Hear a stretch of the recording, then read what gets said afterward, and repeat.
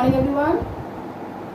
So once again I'm here with the chapter that is recruitment, selection and training, which is chapter number 11 of your commercial studies by Dr. C.B. Gupta. Before I begin this lesson, first of all you must know the objective behind studying this lesson. So what is the objective? Recruitment, selection and training. Recruitment, how the various organizations, various companies, they hire their employees.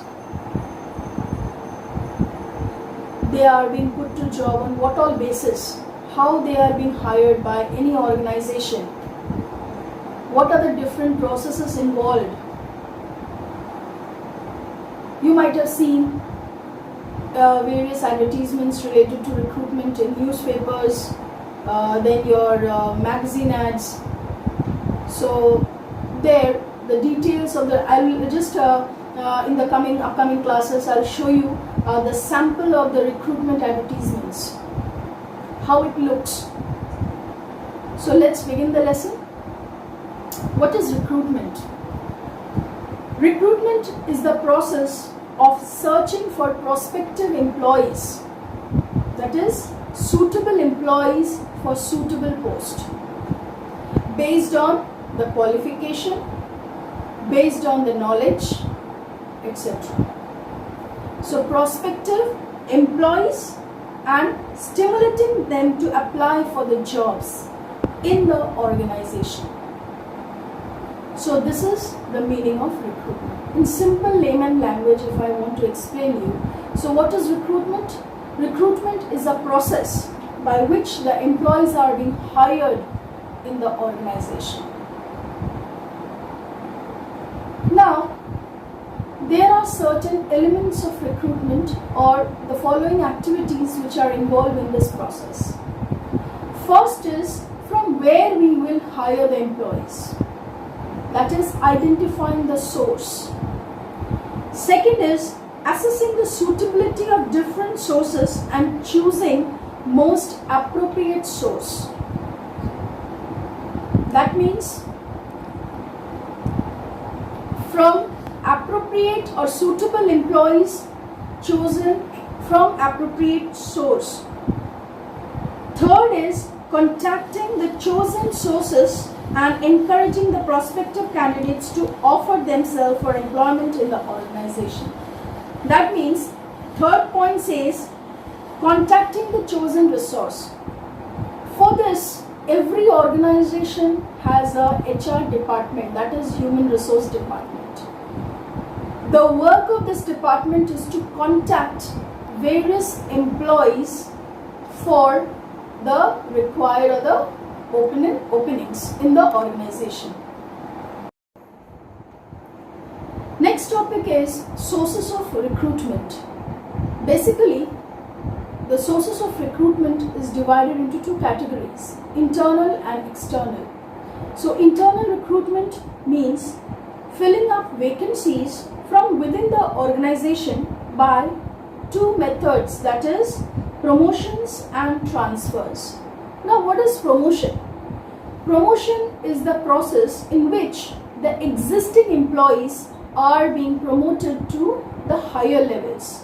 Okay, so the vacancies at higher levels are created if suppose an employee leaves his job or retires from the organization. In that case, there are vacancies created in the organization and the lower level employees are being promoted or transferred to the higher levels.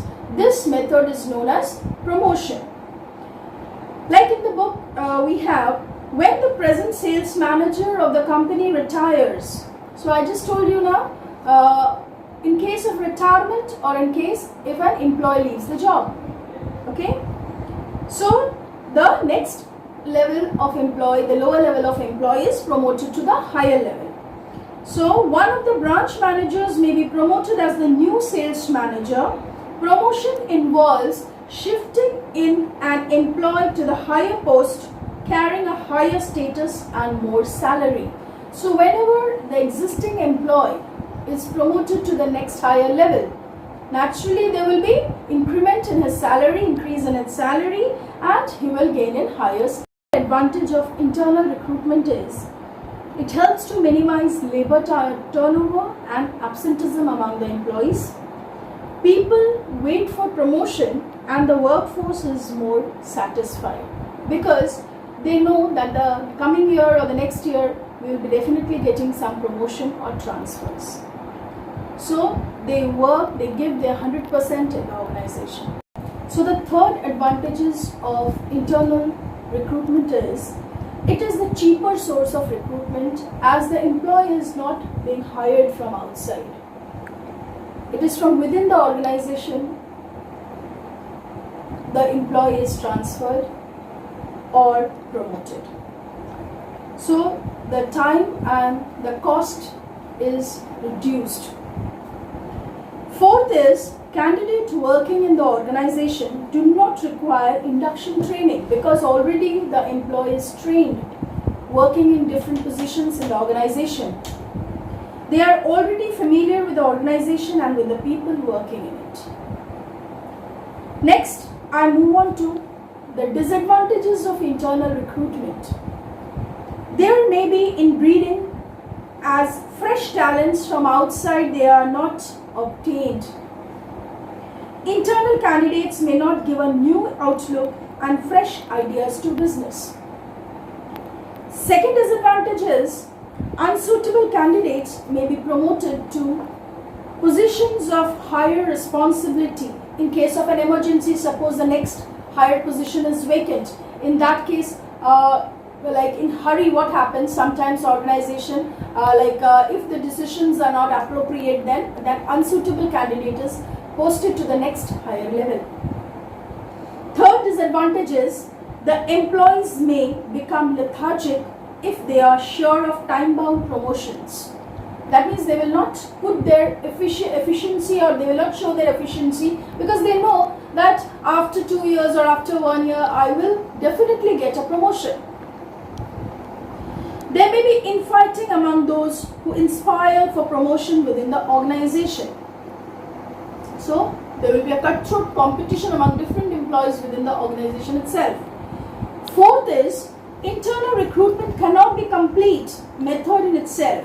The enterprise has to resort to external recruitment at some stage because all vacancies cannot be filled from within the organization. So in some areas or the other, an organization has to depend on the external recruitment. So thank you. I will continue it in the next class.